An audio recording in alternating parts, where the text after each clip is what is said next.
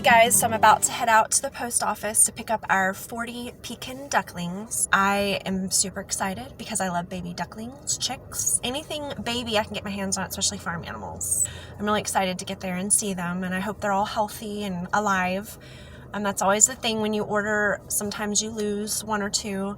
So I just got notified that they arrived and I'm headed out now because I don't want to make them sit and wait in that box. I am going to shut the camera off now because I don't want to risk having an accident, but I will turn it back on when I get to the post office so you can see how they arrive. All right, I'll see you in a few minutes. This is how they arrive. You can see their little heads peeking up through, Pekin ducks peeking up through the box. Hi, babies. I'm not going to open them right now because, well, obviously I don't want a bunch of ducklings running around my car. They got air holes. I've kind of peeked inside. They look all to be okay right now. But you really want to get them home as soon as possible and get them in a bigger space because they do tend to stomp on each other. Oh. Look at all of those chicks. Do they all look okay? Oh, we got a couple of crested. Look. Oh, that one looks not like it's doing too well in the corner there. See him? His eyes are... Oh, yeah. Look at all of them. Look at all those babies. Oh, yeah, look, that one's got a little pom-pom on its head. That's how No, Willow. Oh.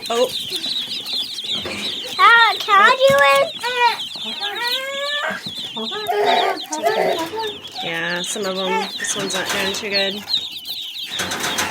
Got too cold. He bit me. No, they're not biting, baby. They're barely, it's just like this. That's how they kiss. Yeah. Okay, Buck. I see that you're wanting some feed. Daddy, I want you to give me some, please. Here, hold that one. Don't drop. Yeah, be careful. You gotta hold it with both hands, Raven. They're all in their little home now, getting warm and eating and drinking.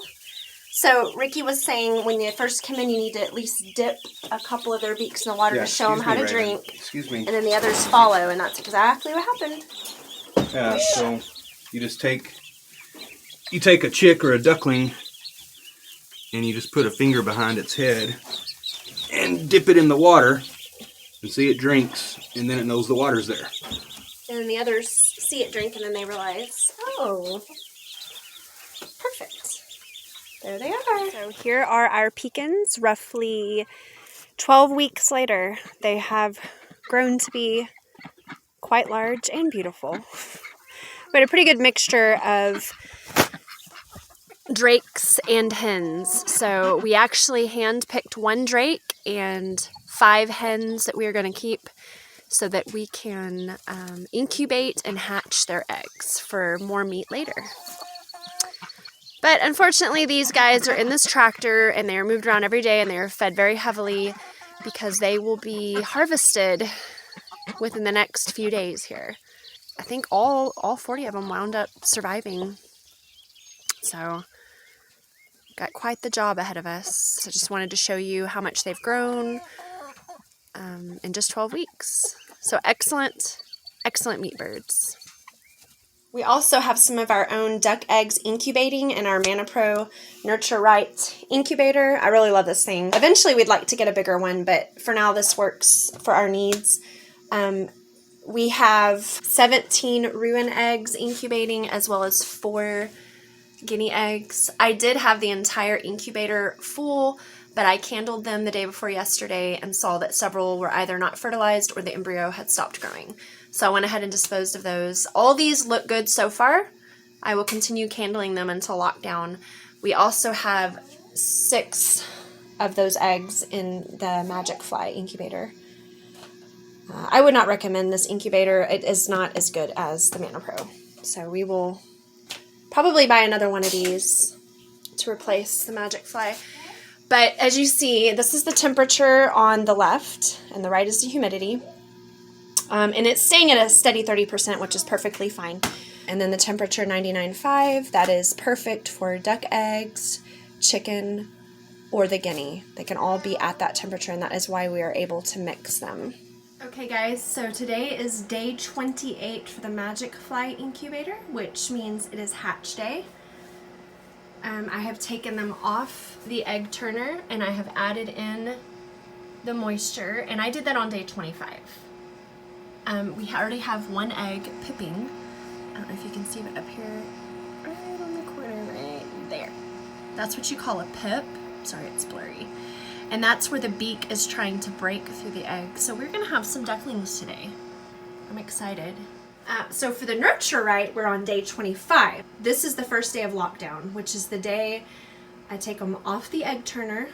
I add in the water to bring it up to 75%. We're up to 70. Anywhere between 65 and 75 is good. That's where I like to keep it. And I've had very good success with that. We are down to 13 duck eggs and 2 guinea eggs. I candled them a few days ago, and those were the ones that looked good still. I did want to mention that I like to do a method called dry incubation. That's where you do not add water in until day 18 for chicken eggs, which is the first day of lockdown, and that would be day 25 for duck and guinea. On lockdown, that is when you're going to bring the humidity up to 75%. So I'm going to keep watching, and I'm going to try to catch on video a duckling emerging from the shell, because I thought that would be really cool for you guys to see. Believe it or not, one of the eggs, it's this guy right here. You can't see it because it's kind of on the underside, but it's already pipping, and the pip is larger than the one over here that's on day 28, and this is just day 25. So on day 25, mark your calendars and make sure that you take them off of the egg turner and get their humidity up, because the humidity helps soften the shell so that they can break through a little bit easier. So yeah, this guy's hatching a little bit early, so we may have some ducklings in there and some ducklings in there today. We will see. It can take 18 to 24 hours for a duck or a chick to completely break out of its shell, believe it or not. And when I first started doing this, I should have done my research. I was assisting the eggs because I was like, oh, it's been hours. But don't do that. Avoid temptation and just let nature take its course, because they usually get out on their own with no issues. But a lot of times when you intervene, you cause bleeding. And that's what happened to me, is they bled out and died anyway. So I should have just waited and given them more time. But now that I know that, I'm going to stay hands off completely and just let them do what they're going to do. Inevitably, I'm going to lose a few. Guys, this is day 29. I was really hoping I was going to be able to get a duck emerging from its shell, but they're just taking longer than I thought they would, and it's completely fine and completely normal. After doing more research, it actually said ducks can take up to 48 hours to completely get out of their shell. Chickens hatch much quicker, I guess, as well as guineas. So, I mean, they're all progressing pretty well. You can see almost all of them have large areas where the pip is. That one is kind of hard to see, but that one's been like that for quite a while. But there is movement, and I can hear them even making little noises inside. So we should have ducks by tonight, but it doesn't look like I'm going to be able to catch it on film to put on this video before I post it, because I'm supposed to be posting it here within the next hour. So I will just make another updated video later, and maybe I can catch one of them emerging, and I'll just put it into there so you guys can see, because it's really cool. But look at those little things. Baby guineas are so cute. It's crazy to think they're going to grow up to be so ugly. But I was really excited because these are the pied guineas. So they're not just going to be the solid gray with white spots. They're going to have white patches on them. You can see it's got a little white on its chest. And these are from Krista's flock, from her guineas. Hi, sweetie. Hi, sweetie. All right, so we will pull these guys out of the incubator probably either tonight or tomorrow. It's best to leave them in for a little bit. That one's sleeping back there. It's funny because they're exhausted after breaking out of the shell, and they'll walk around and they'll just collapse and take a nap. A lot of work getting out of that shell, isn't it, little guy? But there they are. Okay, last minute, this guy is trying to break out. It's probably gonna take a lot longer. Do you see the blood already coming out of the shell. That's why it's so important not to mess with him, because he's doing that on his own and it's even bleeding a little bit.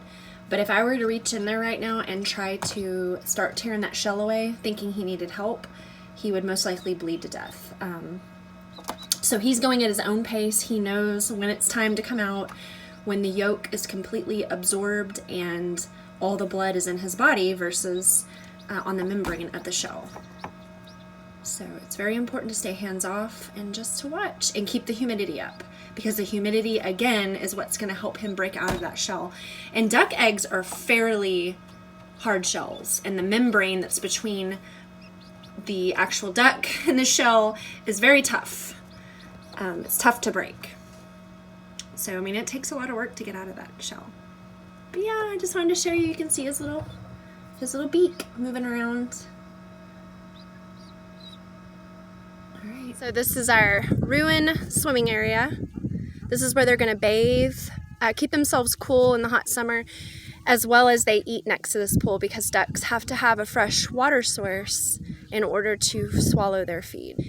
They love it when we put fresh water in the pool. And they usually hang out in there for about 30 minutes to an hour or so, just cooling off. Yeah, so until we get our pond dug, this is going to be what we use for all of our ducks. We have several pools set up over the property. This is just one of them.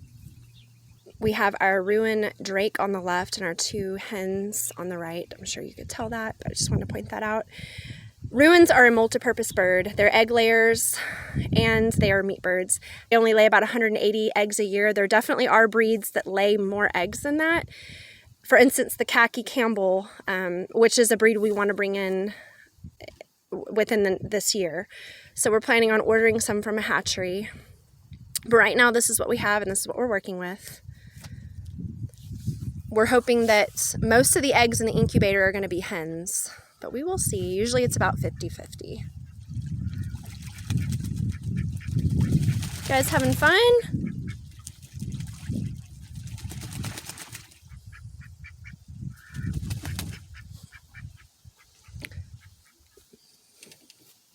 They're very beautiful birds. They resemble the mallard. In fact, to me, I can't tell the difference between a Rouen and a mallard. They look exactly the same to me. So we finally got all the ducks processed and in the freezer. They were roughly anywhere between 10 and 12 weeks by the time we finished. It did take a little bit more time than we thought. We thought we would be able to process in one day, and it took about three days to get that done. That was over about a 3-week period. We just did it as we could. Next time we will be better prepared for harvesting ducks. I'm used to harvesting chickens. We used to do that growing up, so I was accustomed to that, and I thought it would be similar. It's quite a bit different.